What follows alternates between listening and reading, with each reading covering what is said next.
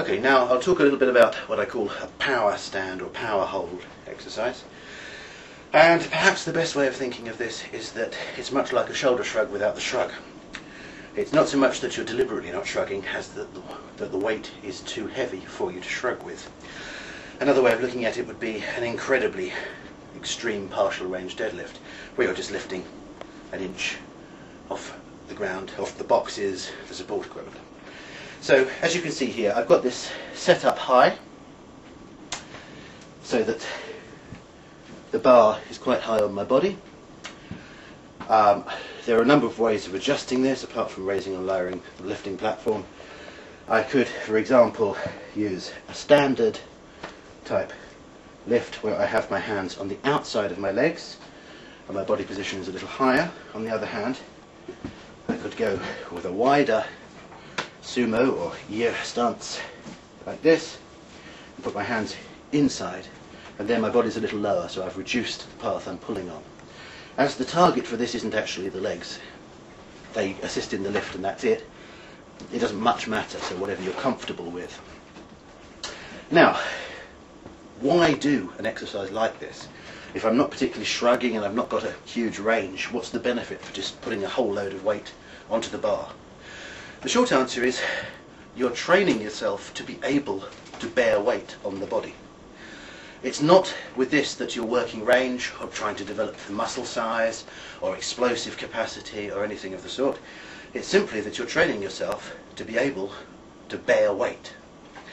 If you think about it, even though there's no range involved to speak of, if you're holding the weight here, your core, your back, your stomach muscles, your shoulders, your arms, your legs, they all have to hold the weight, resist the pull forwards, lock, stay tight and bear that weight. And it's possible with this exercise to put a huge weight on the bar.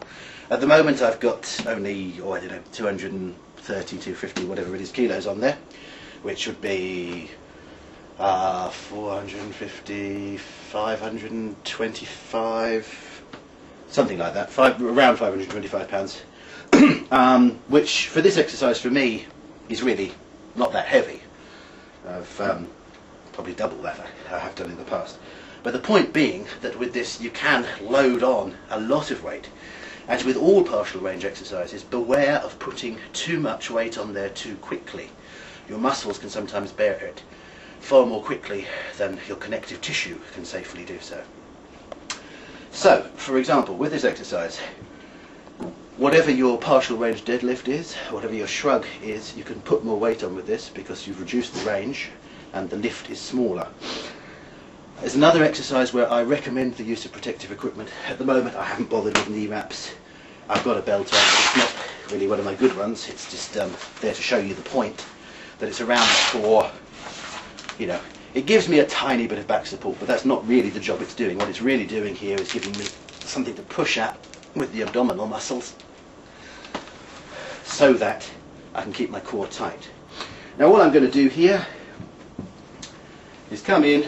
I'm using wraps here just to show you, because you will almost certainly be able to put more weight on here than you can hold with a standard grip. So I'm going to use my wraps, get in here, set up much like I would for deadlift, and then simply lift. I'm not going to shrug, I'm simply going to lift and hold. So,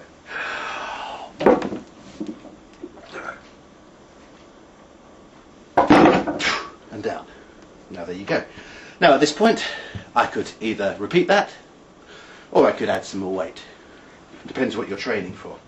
I do, as I say, suggest you beware of adding too much weight too quickly. I'm not going to put a figure on it because one person may be able to add 5% of the weight, another person may be able to add 10% of the weight, one person may be able to add a kilo.